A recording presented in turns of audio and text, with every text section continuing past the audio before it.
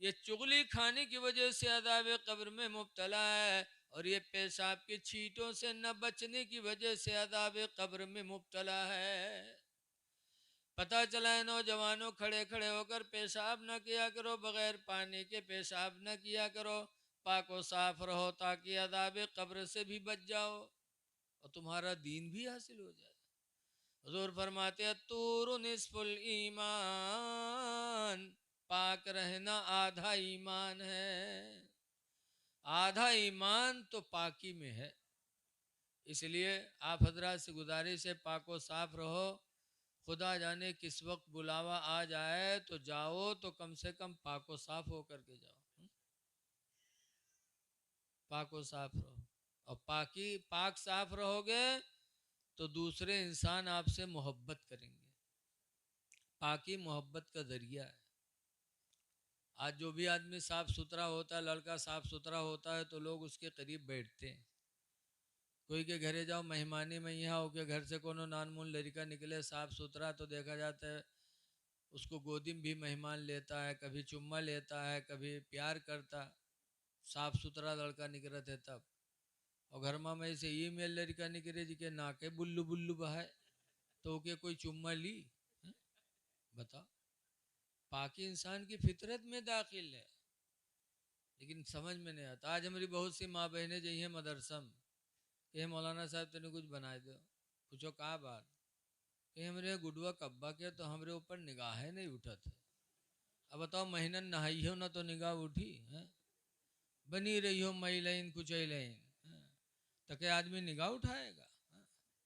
اے میری ماں بہنوں، تم پاک و صاف گھر میں رہو تاکہ اللہ کی رحمت تمہارے گھر میں نازل ہو۔ حدیث پاک میں نبی طلحہ قال قال رسول اللہ، حضرت ابو طلحہ سے روایت ہے، فرماتے اللہ کے نبی نے ارشاد فرمایا لا تدخل الملائکۃ بیتا، سرکار فرماتے ہیں ایسے گھر میں رحمت کے فرشتے نہیں جاتے۔ کس گھر میں؟ فیہ صور و کلب و جنب، جس گھر میں کوئی فوٹو لگا ہو، جس گھر میں کوئی کتا ہو اور جس گھر میں کوئی ناپاک آدمی ہو، اس گھر میں رحمت کے فرشتے نہیں جاتے۔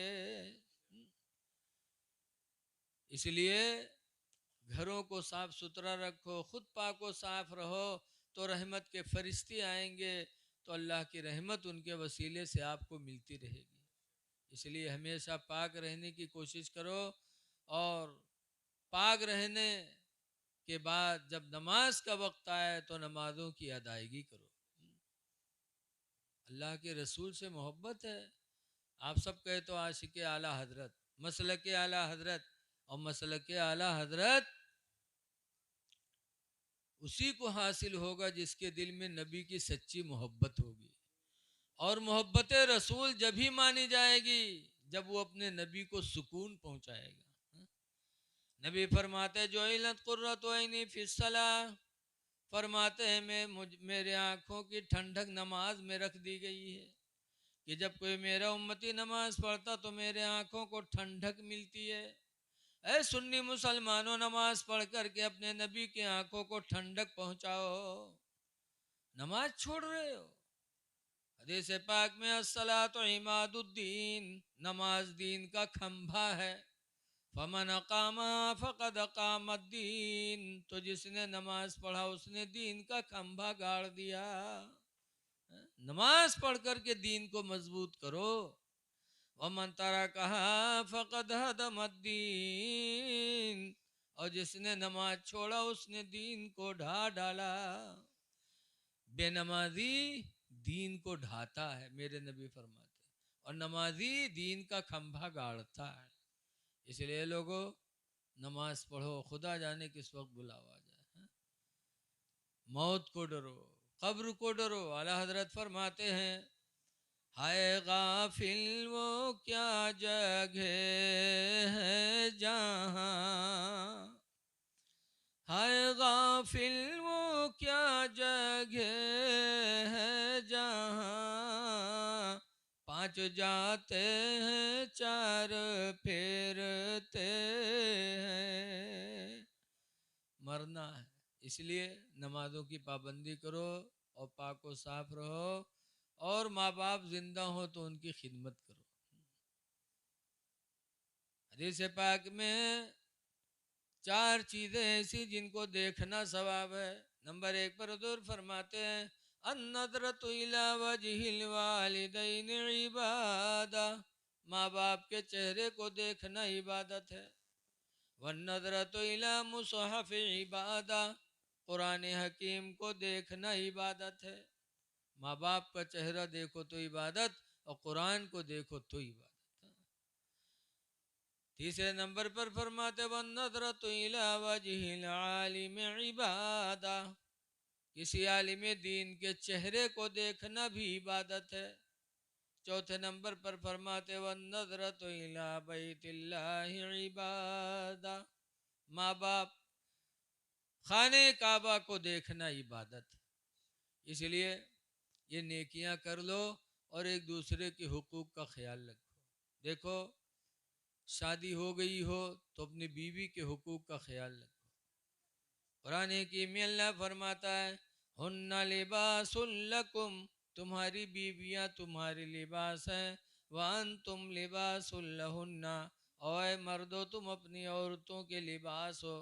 اور لباس کا کام ہے عزت کا چھپانا، لہذا بیوی کا فرض بنتا ہے کہ شوہر کی عزت کو چھپائے، اور شوہر کا فرض بنتا ہے کہ بیوی کی عزت کو چھپائے۔ اس لیے ایک دوسرے کے ساتھ رحم دلی کرو، اللہ تعالیٰ آپ پر رحم فرمائے گا۔ یہ میلاد ایک صدقہ ہے، اور آپ اللہ کے نام پر اللہ دولت دے تو خرچ کرتے رہو۔ لکھا ہے 1 دو گے تو 10 پاؤ گے، 1 دو گے تو 10 پاؤ گے۔ کسی غریب مسکین کو کھانا کھلا دو۔ 30ویں پارے میں ہے کہ جہنمی چلائیں گے تو جنت والے پوچھیں گے کہ تم کس وجہ سے جہنم میں آئے؟ تو جہنمی بولیں گے لم نکو من المصلین، ہم نماز نہ پڑھا کرتے تھے، ولم نکو نطعم المسکین، اور ہم غریبوں کو کھانا نہیں کھلاتے تھے۔ غریبوں کو کھانا نہ کھلانا اور نماز نہ پڑھنا یہ جہنم میں جانے کی دلیل ہے۔ اس لیے نمازیں بھی پڑھو، اور اللہ دے تو اللہ کے غریب بندوں کی خدمت کرو۔ اور غریب کوئی بھی ہو، چاہے ہندو ہو چاہے مسلمان ہو، اگر غریب ہے بھوکا ہے اور سامنے آ جائے تو انسان سمجھ کر اس کی مدد کرو، اللہ تعالیٰ آپ سے راضی ہو جائے گا۔ ہمارے نبی نے بھی سب پر رحم کیا ہے، ہمارے بزرگوں نے بھی سب پر رحم کیا، لہذا ہم کو بھی سب پر رحم کرنا چاہیے، چاہے انسان ہو چاہے جانور ہو۔ سبکتگین ایک شکاری تھے، جنگل میں جاتے تھے، شکار کر کے لاتے تھے، زندگی گزرتی تھی۔ ایک دن شکار کرنے گئے تو دیکھا ایک ہرنی 2 بچوں کو بیٹھی دودھ پلا رہی ہے۔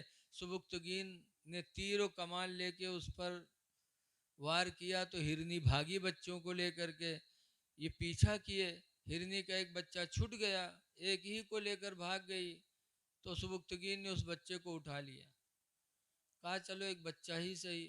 بچے کو پکڑ کر اپنے وطن آ رہے تھے، پھر کچھ دور جانے کے بعد کسی وجہ سے پیچھے سر گھمایا تو دیکھا کہ وہ ہرنی پیچھے پیچھے آ رہی ہے۔ تب سبکتگین کو سوچ پیدا ہوئی کہ ابھی تو یہ بھگی تھی اور میرے پیچھے پیچھے آ رہی ہے، پہلے اپنے جان بچانے کی فکر میں بھگی تھی، لیکن اس کی اولاد کو میں نے پکڑ لیا، تو اب ہرنی کو اپنی جان کی فکر نہیں ہے، اب اپنی اولاد کی فکر میں میرے پیچھے پیچھے آ رہی ہے۔ پہلے جان بچانے کے لیے بھگی تھی، اب اولاد کی محبت میں سے اب جان کی پرواہ نہیں، اپنی اولاد کی محبت ہے۔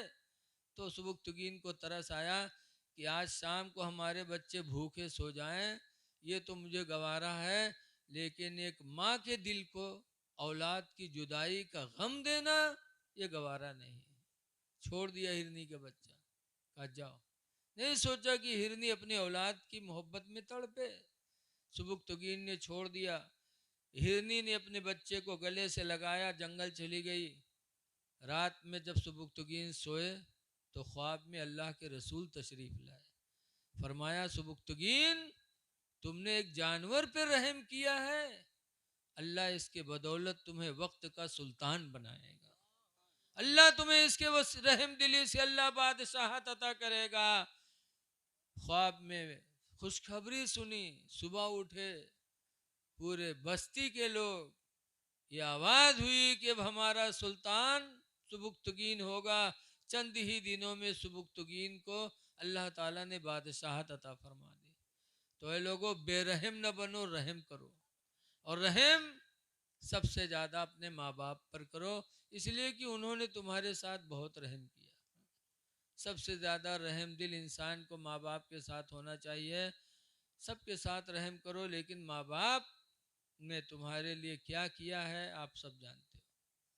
اگر آپ ماں باپ کی خدمت کر کے اور ان کے منہ سے دعا حاصل کر لو گے تو مشکل سے مشکل چیز آپ کے لیے آسان ہو جائے گی۔ تاریخیں بہت ہیں۔ بمبئی مخدوم ماہم شریف میں مخدوم کی مزار ہے۔ ایسے زمانے میں پیدا ہوئے جس زمانے میں کوئی وہاں قرآن پڑھانے والا نہیں تھا، تو باہر جانے کے لیے اپنی ماں سے کہا، اماں نے کہا باہر نہیں جا سکتے، تو ماں کی خدمت کر کے سمندر کے کنارے جاتے تھے، دعا کرتے تھے اللہ کوئی قرآن پڑھانے والا بھیج دے، قرآن پڑھانے والا بھیج دے۔ ایک دن حضرت خضر آئے، خضر علیہ السلام، دیکھو 4 نبی اب بھی دنیا میں ہیں، 4 نبیوں کو موت نہیں آئی، اب بھی زندہ ہیں، ویسے ہی ہر نبی زندہ، لیکن 4 نبیوں کو موت آئی ہی نہیں ہے ابھی۔ ایک تو حضرت ادریس علیہ السلام اور دوسرے حضرت عیسیٰ علیہ السلام۔ یہ عیسیٰ علیہ السلام چوتھے آسمان پہ اور ادریس علیہ السلام جنت میں، یہ 2 نبیوں کو موت ابھی نہیں آئی۔ اور 2 نبی اور ہیں، حضرت الیاس علیہ السلام اور حضرت خضر علیہ السلام، یہ دونوں نبی ابھی دنیا میں ہیں، ان کو موت نہیں آئی۔ حضرت الیاس کے حکومت میں خشکی دی گئی ہے کہ خشکی کی وہ دیکھ بھال کرتے ہیں، اور حضرت خضر کو تری دریاؤں کے لیے ان کو سپرد کر دیا گیا۔ انہی میں سے حضرت خضر سمندر کے کنارے پہنچے، مخدوم سے پوچھا بیٹا روز یہاں آتے ہو؟ کہا آتا ہوں، کوئی قرآن پڑھانے والا نہیں، آتا ہوں دعا کرتا ہوں کہ اللہ مجھے کوئی قرآن پڑھانے والا دے دے۔ تو حضرت خضر کہتے ہیں سنو، روزانہ تم یہیں آنا، ہم تم کو قرآن پڑھا دیا کریں گے، میرا نام خضر ہے، تمہاری دعا کی وجہ سے اللہ نے مجھے بھیجا ہے، لیکن یہ راز کی بات کہیں بتانا نہیں۔ مخدوم شام کو گھر گئے، بڑی خوشی صبح جلدی اٹھے، خوشی خوشی نکلنے لگے۔ ماں نے کہا بیٹا آج بہت خوش نظر آ رہے ہو، کیا بات ہے؟ کہا اماں ایک راز کی بات ہے، نہ پوچھو۔ کہا راز کی بات میں نے پوچھوں؟ کیا مخدوم میرے علاوہ دنیا میں تیرا کوئی اور قریبی ہے؟ میں تیری ماں ہوں، تو کہتا راز کی بات نہ پوچھو، مجھ سے نہیں بتائے گا، کس سے بتائے گا؟ جب اس طریقے سے ماں نے کہا تو مخدوم نے بتا دیا کہ اماں روزانہ سمندر کے کنارے دعا کرتا تھا یا اللہ کوئی قرآن پڑھانے والا بھیج دے، تو اللہ نے میری دعا قبول کر لی، حضرت خضر کو بھیجا ہے، انہوں نے کہا روزانہ آنا، ہم تم کو قرآن پڑھا دیا کریں گے۔ وہ آتے ہیں پڑھانے، کہا جاؤ بیٹا جلدی جاؤ۔ اب وہاں گئے تو پورا دن کھڑے رہے، خضر علیہ السلام نہیں آئے۔ شام کو واپس آئے، مخدوم رونے لگے، کہا اماں وہ ناراض ہو گئے، تم نے راز کی بات پوچھ لیا، انہوں نے منع کیا تھا، تم نے پوچھ لیا، میں نے بتا دیا، وہ ناراض ہو گئے، نہیں آئیں گے، اب قرآن کیسے پڑھوں گا؟ تو ان کی ماں نے کہا بیٹا کوئی بات نہیں، پابندی شاگرد کے ذمے، شاگردی کے ذمے پابندی کی، روزانہ درسگاہ میں جائے، استاذ کے ذمے پابندی نہیں، استاذ کو اختیار ہے، جب چاہے درسگاہ میں بیٹھے، جب چاہے نہ بیٹھے، تمہاری پابندی ہے بیٹا، جاؤ کل جانا۔ دوسرے دن گئے، پورا دن انتظار کیا، خضر نہیں آئے، پھر آئے رونے لگے، کہا اماں اب نہیں آئیں گے، وہ کیسے پڑھوں گا؟ مخدوم کی ماں کہتی بیٹا کوئی بات نہیں، پرسوں جانا، کل جانا۔ پھر تیسرے دن پھر گئے، پھر پورا دن انتظار کرتے رہے، خضر علیہ السلام نہیں آئے۔ تب آئے، مخدوم بہت روئے، کہا اماں آپ نے غضب کر دیا، اگر تم نہ پوچھی ہوتی تو خدا کی قسم میں راز کی بات نہیں بتاتی، وہ نہیں آئیں گے کیا کروں گا؟ ماں نے کہا بیٹا کل جانا۔ چوتھے دن بھی بھیجا، ادھر خضر کو ادھر مخدوم کو سمندر کے کنارے بھیجا، اور ادھر ان کی ماں نے وضو بنا کے 2 رکعت نماز پڑھ کے دعا مانگی کہ یا اللہ اگر میرے بیٹے مخدوم نے میری محبت میں راز کی بات بتا دیا تو نے خضر کو کیوں روک لیا؟ یا اللہ خضر کو بھیج دے، ورنہ بیٹا میرا مخدوم میرا نافرمان ہو جائے گا، پھر کبھی میری بات نہیں مانے گا، الہی بھیج دے۔ ان کی ماں نے ادھر دعا مانگی، ادھر جب مخدوم سمندر کے کنارے پہنچے تو دیکھا حضرت خضر پہلے ہی سے کھڑے انتظار کر رہے ہیں۔